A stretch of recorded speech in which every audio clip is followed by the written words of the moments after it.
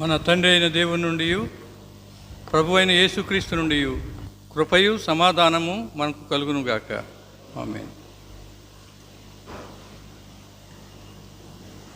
ఈ దిన ధ్యానాంశము కురేనీయుడైన సీమోను. ప్రభువు శ్రమ మరణ చరిత్ర మనం ఆలోచన చేసినప్పుడు అరిమతయి, యోసేపు, నికోదేము తప్ప ప్రభువుకి అనుకూలంగా ప్రవర్తించిన వ్యక్తి ఒక కురేనీయుడైన సీమోనే. స్నేహితునిగా, సహచరిగా, భాగస్వామిగా ఉన్న ఒకే ఒక వ్యక్తి. ప్రతి సంవత్సరం మనం జ్ఞాపకం చేసుకునే పరిస్థితి.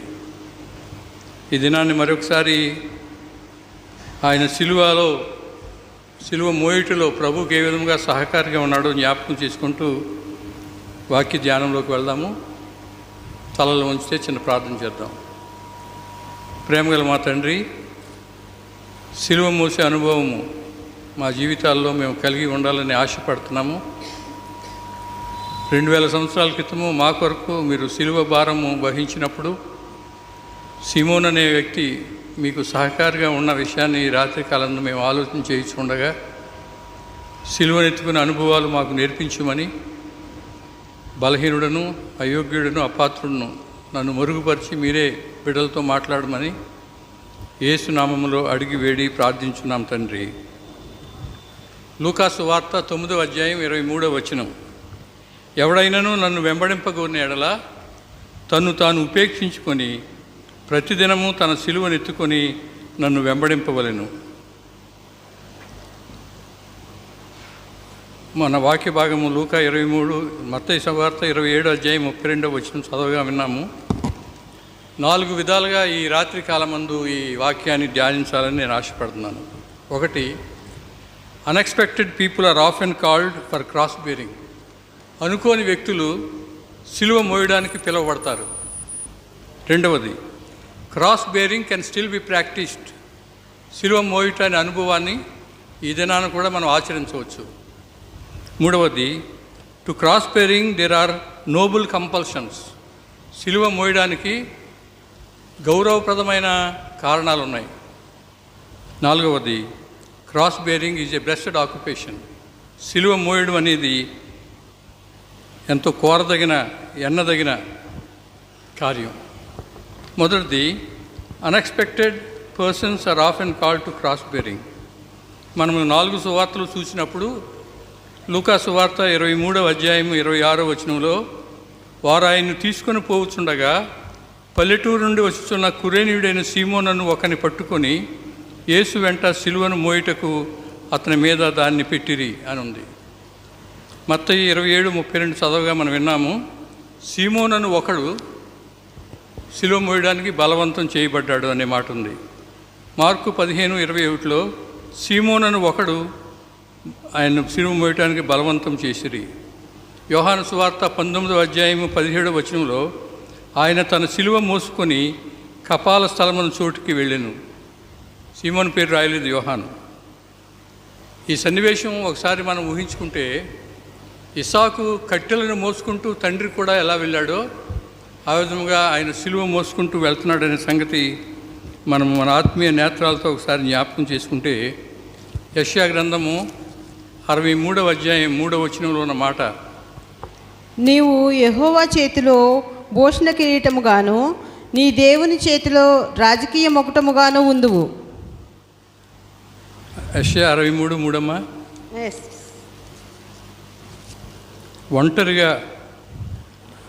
ఒంటరిగా ద్రాక్షగానుగను త్రొక్కి తిని జనములలో చాలు. ఆయన ఒంటరిగా ద్రాక్షగాను తొక్కుతున్నాడంటే ఒంటరిగా సిలువ మోస్తున్నాడు, ఒంటరిగా శ్రమ పడుతున్నాడు, ఒంటరిగా ఈ అవమానాన్ని అంతా జరిస్తూ ఉన్నాడు. కనుక విమోచన కార్యము ఆయన ఒక్కడే జరిగిస్తూ ఉంటే ఈ దినాన్ని ఒక వ్యక్తి ఆయనకు సహకారిగా పిలువబడడం అనేది మనం చూస్తూ ఉన్నాము. Unexpected persons are often called to cross bearing. సీమోను ఇష్టపూర్వకంగా ఆయన సిలువను మోయలేదు, కానీ బలవంతం చేయబడ్డాడు. A passing stranger to carry Christ cross. ఆ మార్గమును పోతున్న ఒకడిని బలవంతం చేశారు. యోహాన్ ఏమైపోయాడు, పేతురు ఏమైపోయాడు, యాకోబు ఏమైపోయాడు. ఒకవేళ మనం శ్రమ చరిత్ర చదివినప్పుడు కొంతవరకు పేతురు, యోహానులు ప్రధాన యాజకుని ముంగిటి వరకు వచ్చారనే చరిత్ర మనం చదువుతాము. ఆ తర్వాత ప్రభు పిలాతు దగ్గరికి వెళ్ళినప్పుడు కానీ, హేరోదు దగ్గరికి వెళ్ళినప్పుడు కానీ శిష్యులు జాడ ఎక్కడ కూడా కనపడడం లేదు. కనుక ప్రభువుకి శ్రమలో సహాయపడడానికి, సిలువ మోయడంలో సహాయపడడానికి శిష్యుల్లో ఒకడు కూడా లేడు. నజరేయుడైన యేసు జీవితంతో కానీ, ఆయన పరిచయతో కానీ ఏమాత్రము సంబంధం లేని ఉత్తర ఆఫ్రికాకు చెందిన అపరిచితుడు, గ్రామీణుడు, పల్లెటూరు నుండి వచ్చినవాడు, మోటువాడు పిలువబడడం అనేది మనం గమనిస్తూ ఉన్నాము. గ్రంథాల్లో రాశారు, సీమోను అని ఒకడు. సాధారణంగా ఈ ఒకడనే మాట ఎప్పుడు చెప్తారంటే, ఒక అనామకుడు గురించి మాట్లాడేటప్పుడు ఫలానా పేరు కలిగిన ఒకడు అని చెప్తారు. అపోస్తుల కార్యాలు 8వ అధ్యాయం 58వ వచనంలో సౌలను ఒక యవనుడు అని సౌలను ఇంట్రడ్యూస్ చేశారు. సౌలను ఒక యవనుడు. ఈ సాయంకాల సమయంలో ఆయన సిలువ మోయవలసిన ఫలానా ఒకడు అని ఇక్కడున్న వారిని ఉద్దేశించి ఒకవేళ చెప్పబడితే, ఈ సీమోనను ఒకడు దేవుని చేత ప్రేమింపబడి, దేవుని ఎరిగి ఎంపిక చేసి ఈ ప్రత్యేక పరిచర్య కొరకు పిలువబడ్డాడనే సంగతి మనం గమనిస్తూ ఉన్నాము. ఈ వాక్యం వినేవారు ఒకవేళ అలాంటి పరిచర్యకు ప్రత్యేకింపబడిన వారుగా ఉండే అవకాశం ఉందని నేను జ్ఞాపకం చేస్తున్నాను. కురేనియా యెరూషలేముకు 800 మైళ్ళ దూరంలో ఉంది, ఆఫ్రికా ఖండంలో. ప్రస్తుతము దాన్ని ట్రిపోలి అనే పేరుతో పిలుస్తూ ఉన్నారు ఆ ప్రాంతాన్ని. పస్కా కొరకు వచ్చాడు. యెరూషలేము దేవాలయ సందర్శన నిమిత్తం వచ్చాడు. ఆ సమయానికి సిలువ మోయిచున్న యేసు అక్కడ రాగానే దేవుని ఏర్పాటు ప్రకారము అతని మీద సిలువ మోపబడింది. దేవుని సమయాలు చాలా ఆశ్చర్యంగా ఉంటాయి. లూకా సువార్త 7వ అధ్యాయంలో నాయను కుమారుడు చనిపోయినప్పుడు పాడి తీసుకువెళ్తారు. ఒక ప్రక్క ఈ సమాధి ఊరేగింపు, ఒక ప్రక్క ప్రభు పట్టణంలో ప్రవేశించే ఊరేగింపు. అదే సమయానికి ప్రభు అక్కడికి రాకపోతే ఒక 5 నిమిషాల ముందు నాయని కుమారుని, విధవరాల కుమారుని పాడిముట్టే కార్యక్రమం ముందుకు వెళ్ళిపోతే ప్రభు ఆయన లేపే అవకాశం ఉండేది కాదు. ఒక 5 నిమిషాలు లేటుగా వచ్చినా, 5 నిమిషాలు ముందుగా వచ్చినా. అదే విధంగా ఇక్కడ కూడా ఆయన సిలువ మోస్తా వచ్చాడు. కొంత దూరం వచ్చేసరికి కురేనుడైన సీమోను అదే ప్రాంతానికి చేరుకున్నాడు. కనుక దేవుని ఏర్పాటు ఎలాగుంటుందో మన జీవితాల్లో మనం చెప్పలేము. Maybe after a long journey you will begin to live A higher and better life. సిలువను మోయటం కాదు, కానీ పస్కాను ఆచరించి జీవితాన్ని పునీతం చేసుకోవాలనుకున్నాడు. యెరూషలేము దేవాలయాన్ని చూసి ఆ సందర్శన విశేషాలు స్నేహితులతో పంచుకోవాలనుకున్నాడు, కుటుంబంతో పంచుకోవాలనుకున్నాడు. అనేకులతో ఈ గొప్ప జీవితంలో మలుపు తిప్పిన కార్యాన్ని పంచుకోవాలనుకున్నాడు. కానీ ఆ సాయంకాలము ఒకవేళ అంతకు మించిన ఆశీర్వాదము ఆయనకు దొరికింది. Sometimes we propose one way, but God proposes other way. సీమోను యెరూషలేము దేవాలయ సందర్శన, పస్కా పండుగ ఆచరణ కొరకు వచ్చాడు. కానీ దానికి మించి ఈ దినాన్ని ఆయన సిలువ మోసే అనుభవంలోకి వస్తూ ఉన్నాడు. చాలాసార్లు నేను చెప్పుకుంటాను, ఈ లేడీ ఇంగ్లాండ్లో గాడ్ సర్వెంట్ అయిన సీజర్ మ్యాలన్ అనే భక్తుని కూటానికి వెళ్ళింది. ఆమె కొరకు ప్రార్థించాడు ఆయన. ఒక 15 రోజుల తర్వాత ఆ సేవకుని దగ్గరికి వెళ్ళి, నేను యేసు దగ్గరికి ఎలా రావాలని ప్రశ్నించింది. ఆయన జవాబిచ్చాడు, come to him just as you are అని చెప్పి. దాన్ని ఆధారంగా చేసుకొని చార్లెట్ ఇలియట్ అని ఆవిడ ఉన్నట్టు నేను వచ్చేదననే కీర్తన రాసింది. ఉన్న పాటున, ఉన్న పరిస్థితిలోనే ప్రభు దగ్గరికి వస్తే ఆయన శ్రమలో, ఆయన సిలువ భారంలో భాగస్వాములు అయ్యే అవకాశం ఉంది. మార్కు సువార్త 15వ అధ్యాయం 21వ వచనంలో మార్గమున పోవుచుండగా అనే మాట ఉంది. ఏ పాసర్ బై, ఆ సమయంలో సీమోను మనసులో ఏముందో మనకు తెలియదు, కానీ ఈ సిలువను మోయిచున్నవాడు ఎవడని కానీ, ఈ జనసమూహం యొక్క రోదన ఏంటి, ఈ స్త్రీలు రోధిస్తున్నారు ఏంటని కానీ ఆ సంగతి కనీసం తెలుసుకోవాలనే ఆసక్తి కూడా అతనికి లేదు. సాధారణంగా జనసమూహం కూడితే మనం అడుగుతాం, ఏంటి ఇంతమంది ఉన్నారు ఇక్కడని. ఒక ఆయన సిలువ మోసుకెళ్తుంటే ఎవరైనా ఎందుకు మోస్తున్నాడని అడుగుతాం. కానీ ఈ సీమోను కనీసం తెలుసుకోవడానికి ప్రయత్నం చేయలేదు. ఒక పక్క స్త్రీలు రోధిస్తూ ఉన్నారు, ఇతనైతే దేవాలయం వైపు చూస్తున్నాడు. ఎప్పుడు వెళ్ళిపోతున్నా దేవాలయం దగ్గరికి, ఎప్పుడు దేవాలయంలోకి వెళ్ళిపోతానా, ఎప్పుడు అది సందర్శన చేస్తాను, ఎప్పుడు పసుక ఆచరిస్తాను, ఆయన దృష్టి అంతా ముందుకు ఉంది.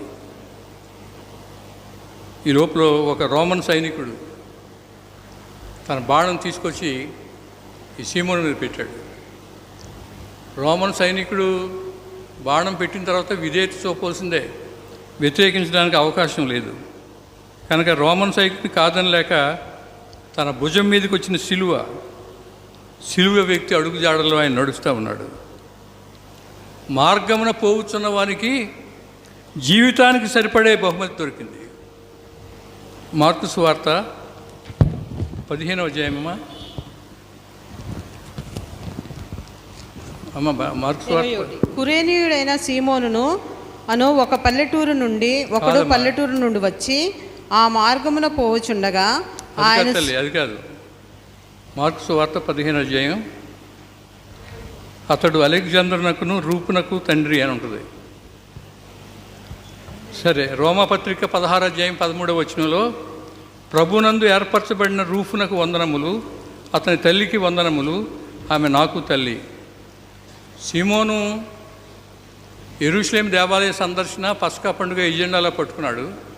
కానీ సిలువ మోసిన తర్వాత ఆయన కుటుంబం అంతా కూడా విశ్వాసులు అయిపోయారు. ఒకవేళ ఈ రాత్రికాలం ముందు ఎవరైనా ఇక్కడ మార్గాన్ని పోయేవారు ఇక్కడికి వచ్చి ఉంటే ఆయన ప్రేమకు లొంగిపోవాలని చెప్పి పరిశుద్ధాత్మ దేవుడు చెప్తూ ఉన్నాడు. అనుకున్న వ్యక్తులు సిలువ మోయడానికి పిలువబడతారు. రెండవ మాట నేను చెప్పాను, cross bearing can still be practised. ఆ దినాన్ని భౌతికంగా, ఫిజికల్గా యేసు ప్రభువు సిలువ మోసాడు సీమోను. ఈ దినాన్ని ప్రభువు సిలువ మోస్తూ ఉంటే ఒకవేళ మనం కూడా సీమోన్లాగా భాగస్వాములు అయి ఉండేవారమే. ఈ దినాల్లో చాలామంది హోలీ ల్యాండ్ వెళ్తున్నారు. యెరూషలేం వెళ్ళినప్పుడు ప్రభువు సిలువ మోసిన మార్గంలో అనేక మంది సిలువ మోస్తూ ఉంటారు, కర్ర సిలువలు చేయించుకుని. కొంతమంది నాయకులు ముందు సిలువ మోస్తూ ఉంటే వెనక గుంపుగా వెళ్తుంటారు. ఆ సిలువ మోసే అనుభవము ఒకవేళ ఫిజికల్గా, శారీరకంగా లభించేది కాదు. రోమన్ క్యాథలిక్స్ కూడా చాలా చోట్ల గుడ్ ఫ్రైడే రోజు సిలువ యాత్ర పెడతారు. సిలువ మోయడం అనే ప్రక్రియ ఈ దినాన్ని కూడా జరిగించవచ్చు అనే మాట చెప్పడంలో ఉద్దేశం ఏంటంటే, నువ్వు ఏ విధముగా సిలువ మోయగలవంటే, number 1, by your becoming a practical Christian. నామక క్రైస్తవుడిగా కాకుండా ప్రభు యొక్క అసలైన సిసలైన శిష్యుడిగా నువ్వు మారినప్పుడు ఆయన కొరకు సిలువ మోయగలవు. నీ భారాలన్నీ సిలువ మోసిన ఆయన పాదాల దగ్గర పెట్టినప్పుడు నీవు సిలువను మోయగలవు. లేక యేసు నా రక్షకుడు అని బహిరంగంగా ప్రకటన చేసినప్పుడు నీవు సిలువ మోయగలవు. అలాంటి అనుభవాలు ఈ దినాన్ని మనకున్నాయో లేదో మనం ఆలోచించేద్దాం. నమ్మి బాప్తిసం పొందుట అనేది మన జీవితాల్లో ఒకవేళ ఒక అనుభవంగా ఉంటే, బహిరంగంగా నేను క్రీస్తు అనుచరుణ్ణి, నేను యేసు శిష్యుణ్ణి అని చెప్పగలగడం సిలువను మోయడం. రెండవది, ఒకవేళ క్రీస్తు కొరకు వెర్రివాడు అని అనిపించుకోవడం అనేది సిలువ మోయడం. పౌలు నేను క్రీస్తు నిమిత్తము వెర్రివాడను అనే మాట ఒక టీషర్ట్కి ముందు వేసి వెనక for whom you are a fool అనే ప్రశ్న పెట్టారు. పౌలైతే క్రీస్తు నిమిత్తం వెర్రివాడు అన్నాడు, నీవు ఎవరి నిమిత్తం వెర్రివాడు అనే ప్రశ్న. ఒకవేళ క్రీస్తు కొరకు వెర్రివాడు అనిపించుకోవడానికి ఇష్టపడితే అది ఈ దినాన్ని సిలువ మోయడం. ఒకవేళ లోకమంతా ద్వేషించినా కానీ ప్రభు కొరకు నిలబడితే అది సిలువను మోయడం. భుజము దించు, సిలువ కర్ర నీవు మోయగలవు.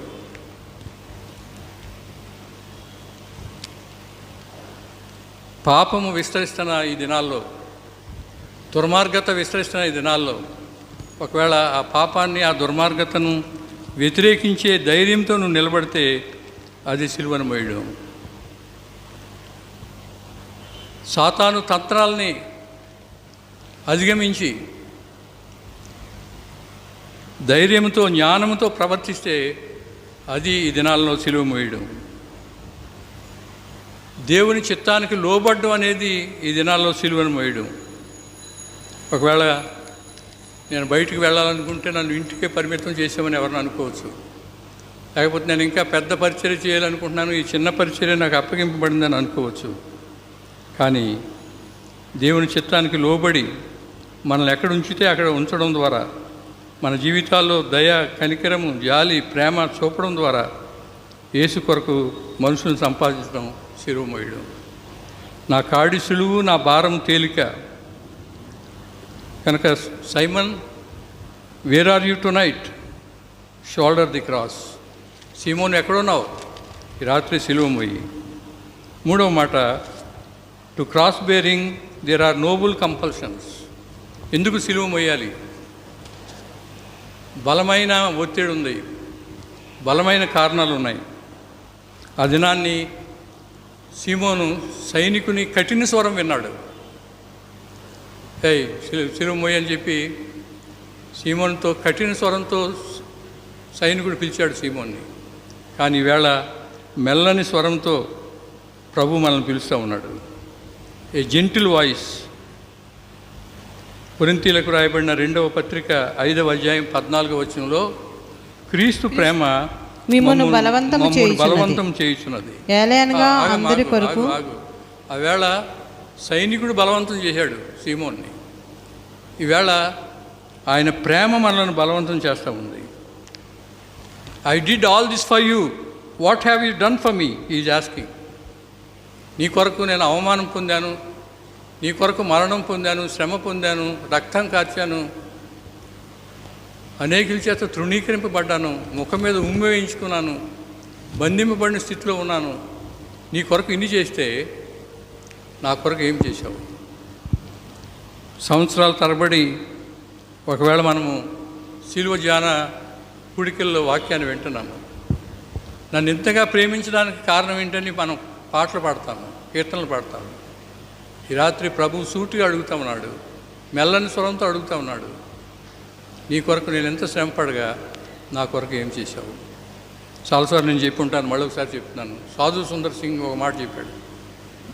మనం పరలోకానికి వెళ్ళిన తర్వాత ప్రభువు ఆయన పొందిన గాయముల ఆనవాళ్ళు మనకు చూపించి, ఇదిగో నీ కొరకు నా చేతిలో మేకులు కొట్టించుకున్నాను, నా పాదాల్లో మేకులు కొట్టించుకున్నాను, నా ప్రక్కన ఈటితో పొడిపించుకున్నాను, నా తల మీద ముళ్ళ కిరీటం ధరించాను, నా కొరకు నీ గాయాలు ఏమని అడిగితే, ప్రభా నేనేమి గాయాలు తగలకుండా నన్ను నేను పదిలిపరుచుకుని క్షేమమైన మార్గంలో ఉండిపోయానని చెప్తే సిగ్గుపడాల్సి వస్తుంది అన్నాడు సాధు సుందర్ సింగ్. ఒకవేళ నీ కొరకు నేను ఎంతగా చేస్తే నా కొరకు నువ్వేమి చేసావు? మనం గ్రహించాల్సిన సత్యం ఏంటంటే, మనం ఆయన రక్తం చేత కొనబడ్డాం కనుక మొదట మనము ఆయన వారము, ఆ తర్వాతే మిగిలినవన్నీ. క్రిస్మస్ సమయంలో చెప్తూ ఉంటాము, ఒక చిన్న పిల్లవాడు ఒక బోట్ తయారు చేసుకున్నాడు. ఆ బోటుకు రంగులు వేశాడు, ఆ బోటుకు పేరు రాశాడు, తన పేరు రాసుకున్నాడు, మంచం దగ్గర పెట్టుకుని రోజు ఆనందిస్తూ ఉన్నాడు దాన్ని చూసి. ఒక దినాన్ని వర్షం వస్తే ఆ పడవను తీసుకెళ్ళి ఆ వర్షం నీళ్ళలో పెట్టాడు, అది కొట్టుకుపోయింది.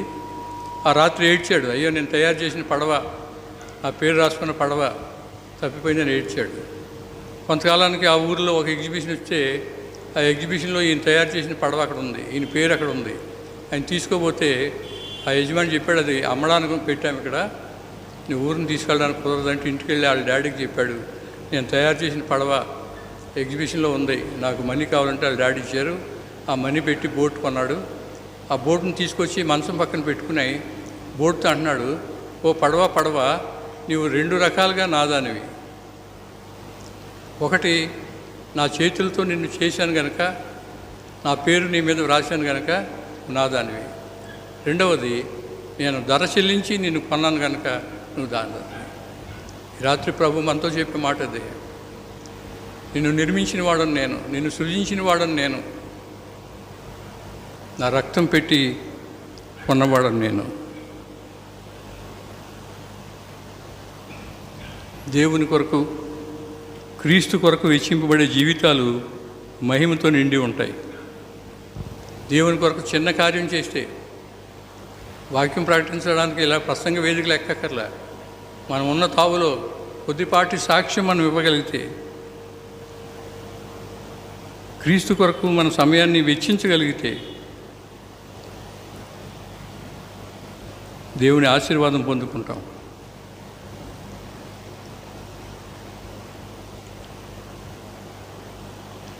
మనం ఎవరి మధ్య నివసిస్తున్నామో వారి అవసరతలు గమనించడం అనేది సిలువ మోయడానికి ఒక బలమైన కారణం. ఇక్కడికి రాకముందు నేను ఒక పుస్తకం చదువుతూ ఉంటే ఆయన రాశాడు, యేసు ప్రభు సిలువలో భాగస్వాములు అవ్వడానికి మనకి ఇప్పుడు సమయం లేదు, లేక ఆయన భౌతికంగా లేడు, కానీ ఆయన మన చుట్టూ ఉన్న పేదల్లో ఉన్నాడు. ఆయన మన చుట్టూ ఉన్న నిరుపేదలు, అంటరాని వారుగా ఎంచబడేవారు, చీకట్లో ఉన్నవారు, వారిలో ఉన్నాడు. మదర్ తెరిసా కూడా చెప్పింది, ప్రతి రోగిలోనూ నేను యేసుప్రభుని చూడగలుగుతున్నాను. కనుక సిలువ మోయడానికి బలమైన కారణం ఏంటంటే, ఎవరి మధ్య జీవిస్తూ ఉన్నావో వారి అవసరతలు తీర్చాలి. అనేక మంది యేసుక్రీస్తుని ఎరగని వారు చనిపోతూ ఉన్నారు. అనేక మంది స్వనీతితో జీవిస్తూ ఉన్నారు. యేసు పేరు మొదటిసారి కూడా వినని వారు చాలామంది ఉంటే, రెండవసారి వినే అవసరం నీకేంటి అని అడుగుతున్నాడు భక్తుడు. దేవుని స్వప్పలికలో సృష్టింపబడిన మానవుడు ఇంకా యేసు అనే పేరు ఒకసారి కూడా వినకపోతే నువ్వు 2 సార్లు 3 సార్లు 100 సార్లు విని ఏమిటి ప్రయోజనం? కనుక సిలువ మోయడానికి బలమైన కారణం ఏంటంటే, many people are dying without Christ, many people are living in self righteousness. మరొక కారణం, బలమైన కారణం ఏంటంటే, క్రీస్తు తక్కువగా అంచనా వేయబడుతున్నాడు చాలా చోట్ల. ఏదో అన్ని దేవుళ్ళలో ఒక దేవుడిన, లేకపోతే ఈయన స్వస్థపరుస్తాడు, ఈయన ధనవంతుడిని చేస్తాడు, ఈయన ఉద్యోగం ఇస్తాడు, అంత మట్టుకే ఆయన్ని మనం పరిమితం చేస్తూ ఉన్నాం. యోధా గురుండే నిన్న మొన్న ఆలోచన చేశాము. ఒక ఎద్దు పొడిస్తే ఇచ్చే క్రయధనం ఆయన విలువ కట్టారు ఆ జనాలు. ఆయన యేసు యొక్క విలువ తక్కువగా అంచనా వేశారు. ఈ రోజుల్లో కూడా చాలా చోట్ల క్రీస్తు తక్కువ వేపుగా చేయబడుతున్నాడు. ఆయనకి ఇవ్వాల్సిన ప్రాధాన్యత తక్కువగా ఉంటూ ఉంది. కనుక దేవుని వాక్యాన్ని విధేయత చూపుతూ దేవునికి లోబడాలి.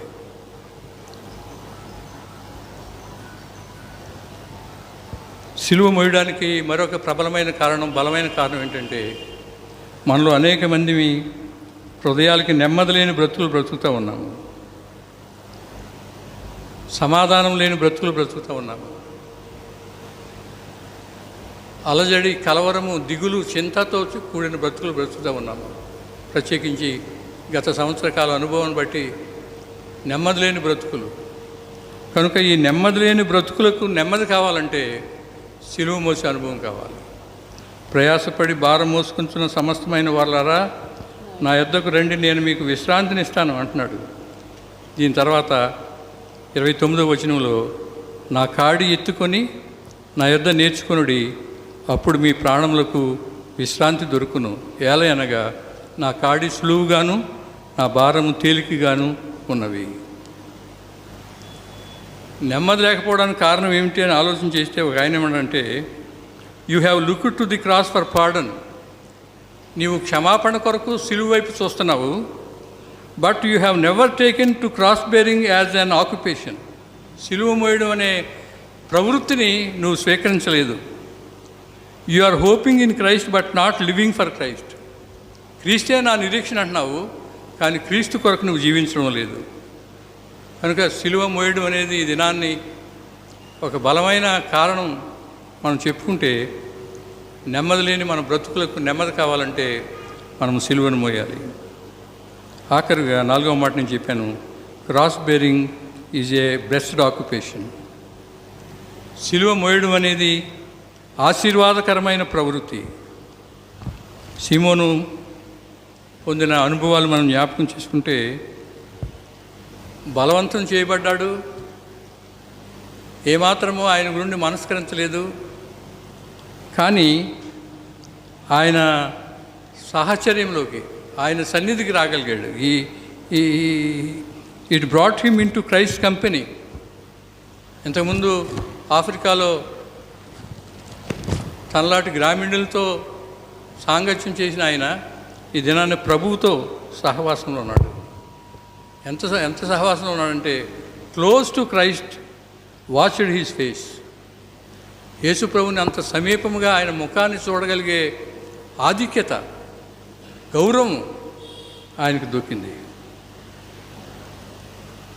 ఒకవేళ ఆయన కొరకు శ్రమ పడడంలో, ఆయన కొరకు పరిచయం చేయడంలో మనం ఎంతవరకు యేసును చూడగలుగుతూ ఉన్నాము?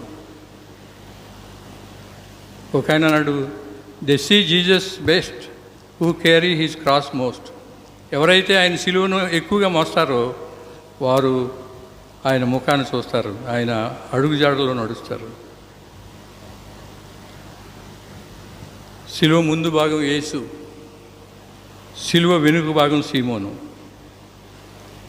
కనుక సీమోను యేసు అడుగుల్లో అడుగు వేస్తూ నడుస్తూ ఉన్నాడు. యేసు అడుగు ముందుకు వెళ్ళినట్టునే సీమోను అడుగు అక్కడికి వస్తూ ఉంది.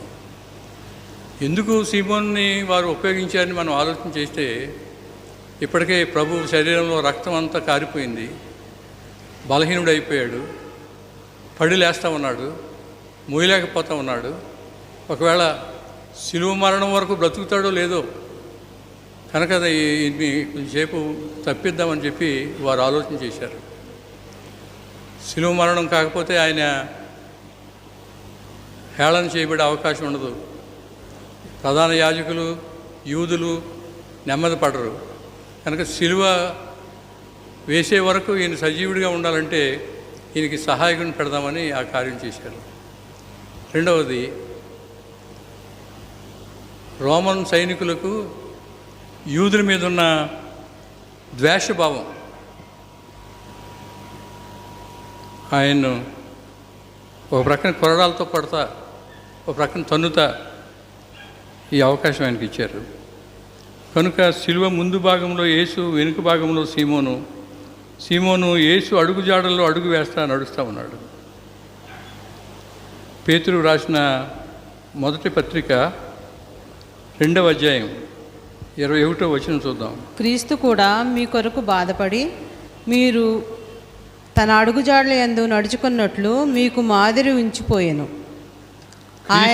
క్రీస్తు కూడా మీ కొరకు బాధపడి మీరు తన అడుగుజాడలను బట్టి నడుచుకున్నట్లు మీకు మాదిరి ఉంచిపోయెను. సీమోను భౌతికంగా ఆయన అడుగుజాడల్లో నడిచాడు. పేతురు మనకు హెచ్చరిక చేస్తూ ఉన్నాడు, ఆయన మాదిరి, ఆయన అడుగుజాడల్లో మీరు కూడా నడవండి. అందుకే ఆయన బాధపడ్డాడు. ఒకవేళ పాప పరిహారార్థ బలిగా సీమోను సిలువ మీద మరణించలేదు, కానీ దేవుని ప్రణాళిక నెరవేర్చుట కొరకు సిలువ మోశాడు. మనం కూడా ఆయన విడుదల మార్గాన్ని ప్రకటించాలి. రక్షణ కార్యంలో చిన్న చోటు మనం చేసుకుంటే అది దేవుని మహింపరిచేదిగా ఉంటుంది. విమోచన కార్యంలో, మానవ విమోచన కార్యంలో మనం కూడా భాగస్థులు అవ్వాలి. సైనికులు సీమోన్ని తన్నుతూ ఉంటే, ఒకవేళ సైనికులు సీమోన్ని కొడతా ఉంటే, యేసు ప్రేమ చూపు సీమోను అనుభవించుంటాడు. అయ్యో సీమోను, నా కొరకు తన్నులు తింటున్నావా, అయ్యో నా కొరకు దెబ్బలు తింటున్నావా అని ప్రేమ చూపుతో యేసు సీమోను చూసుంటాడు. ఆ చూపులో సిలువ భారం తేలికైపోయి ఉంటుంది సీమోనికి. ముందైతే చాలా బరువు అనిపించి ఉండొచ్చు, కానీ కొంత దూరం ప్రభుతో నడిచిన తర్వాత ఆ సిలువ భారం తగ్గిపోయి ఉంటుంది. అలెగ్జాండరు, రూఫు తండ్రి ఘనతకు వారసులయ్యారు. పేటెంట్ దొరికింది వాళ్ళకి. సీమోను సంతతిగా పిలువబడ్డం అనేది ఒక ఆధిక్యతగా వారు తలంచారు. సీమోను నిరీక్షణ, ఆయన సిలువను మోసిన ఈ శరీరము శిథిలమైపోయినను పునరుత్థానుడైన పిదప ఆయనను నా మట్టుకు నేను చూచేదను. యోబు చెప్పిన మాట సీమోను కూడా చెప్తా ఉన్నాడు. ఈ శరీరంతో నేను ఆయన సిలువ మోసాను, ఈ శరీరం శిథిలమైపోయినా కానీ ఆయన పునరుత్థానుడైన తర్వాత ఆయన నా మట్టుకు నేను చూస్తాను. ఈ రాత్రి కాలం ముందు సీమోనను ఒకడు అనగా అనామకుడు, ఆఫ్రికా ఖండం నుండి వేరే వేరే ఉద్దేశాలతో ప్రయాణమై వచ్చినవాడు, గ్రామీణుడు, మోటు మనిషి, ప్రభు సిలువ మోయడంలో భాగస్వామిగా పిలువబడ్డాడు. చరిత్రలో యేసుతో పాటు సిలువ మోసిన వ్యక్తిగా ఆయన నిలిచిపోయాడు. ఈ రాత్రి కాలమందు ఎవడైనాను నన్ను వెంబడింపగోని ఎడల తను తాను ఉపేక్షించుకుని తన సిలువనెత్తుకుని నన్ను వెంబడించాలనే వాక్యాన్ని మనం ఆధారంగా చేసుకుని మన జీవితంలో సిలువ మోసే అనుభవంలోకి వెళ్దాం. సిలువ అంటే కేవలము శ్రమానుభవం మాత్రమే కాదు, కానీ ప్రభువు మన కొరకు సమకూర్చిన విమోచన కార్యంలో మనం కూడా భాగస్థులు అవుదాము. మనం పొందుకున్న ఆనందాన్ని, రక్షణ ఆనందాన్ని అనేకులతో పంచుకుందాము. రేపు ఉదయకాలం ముందు ఆరాధనలో ఏర్పాటు చేయబడిన వాక్య భాగాలు చూసినప్పుడు పరలోకం నుండి దిగి వచ్చిన జీవాహారం నేనే అనే మాట రేపు ఆలోచన చేయబోతున్నాను. జీవాహారమైన ప్రభుని సమీపించి ఆయన శ్రమానుభవంలో భాగస్వాములం అవుతూ పౌలు అంటాడు ఫిలిప్పీలకు రాయబడిన పత్రిక 3వ అధ్యాయంలో, ఆయన పొందిన శ్రమలు ఎలాంటివో ఎరుగు నిమిత్తము నేను సమస్తము గంటగా ఎంచుకుంటున్నాను. శ్రమ అంటే ఏంటో ఎరుగు నిమిత్తము, లేక ఆయన పొందిన శ్రమల్లో ఇంకా మిగిలిన శ్రమలు ఏమైనా ఉంటే ఆ శ్రమలు నేను అనుభవిస్తాను అంటాడు పౌలు. కనుక ఈ రాత్రికాలమందు ప్రభు నీ కొరకు నా కొరకు పొందిన శ్రమానుభవాన్ని, మరణాన్ని, చిందించిన రక్తాన్ని జ్ఞాపకం చేసుకుందాము. ఒకవేళ మనం మార్గాన్ని పోయేవారం, మాకెందుకు లేదు మేము ఈ దారిని పోతామని తన దారిని తాను పోయేవాడిని పట్టుకున్నాడు ప్రభు. ఈ రాత్రి వేరు వేరు ఉద్దేశాలతో మనం ఇక్కడికి వచ్చుంటే ప్రభు ఒకవేళ నిన్ను ఏర్పరచుకుంటున్నాడేమో ఆలోచించి నీకు అప్పగింపబడిన పనిలో నమ్మకస్తంగా ఉండు. నీ చుట్టూ ఉన్న పరిసరాలని, వ్యక్తుల్ని ప్రభు దగ్గరకు నడిపించడంలో ఒక ఇనిషియేటివ్ తీసుకో, ఒక తీర్మానం చేసుకో. ఆయన ముఖవర్షలో చూస్తూ ఆయన ముఖదర్శనంలో సమస్తమైన చెడును విడిచిపెట్టి మనకు ఆటంకంగా ఉన్న అడ్డంకులను తొలగించుకుంటూ ఆయన ముఖ కాంతిలో ప్రకాశించే వారంగా ఉందాము. చీకట్లో ఉన్న అనేకులకు వెలుగు చూపే వారంగా ఉందాము. అనుదినము సిలువ మోసే అనుభవానికి తీర్మానించుకుందాం. అలాంటి అనుభవంలో మనల్ని నడిపించడానికి త్రియేక దేవుడు తన కృప మనకు అనుగ్రహించును గాక. చిన్న ప్రార్థన చేస్తాను. ప్రేమగల మా తండ్రి, ఈ రాత్రి కాలమందు నీ వాక్యం ద్వారా మాతో మాట్లాడారు నాయన. ఒక గుర్తింపు లేని వ్యక్తి, మార్గాన్ని పోవచ్చున్న వ్యక్తి, నీవెవరో ఎరుగని వ్యక్తి, నీ పరిచర్యతో సంబంధం లేని వ్యక్తి ఈ దినాన్ని సిలువ మోయడంలో నీకు భాగస్వామిగా చరిత్ర పొట్టలోకి ఎక్కాడు నాయన.